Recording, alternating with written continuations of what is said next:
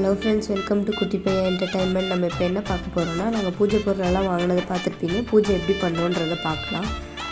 முதல்ல தேங்காய் உடைச்சாச்சு. எங்கள் வீட்டில் 2 தேங்காய் உடைப்போம். 2 தேங்காய் உடைச்சாச்சு. பழம், பாக்கு, வெத்தலை இதெல்லாமே அடுக்கி வச்சாச்சு. அதுக்கு முன்னாடி அவிழ் பொறி கடலெல்லாம் போட்டு மேலே வெல்லம் கொஞ்சமாக சீவி விட்டுக்கிட்டோம். சக்கரை பொங்கல் வச்சுருந்தோம் பிரசாதத்துக்காக. சக்கரை பொங்கலையும் எடுத்து வச்சாச்சு. எல்லா வகை ஸ்வீட்லேயும் கொஞ்சம் கொஞ்சம் வாங்கியிருந்தோம். ஸ்வீட்ஸ் எல்லாமே அடுக்கி வச்சக்கப்புறமா எங்கள் அம்மா விளக்கு பொருத்துனாங்க திரி போட்டு.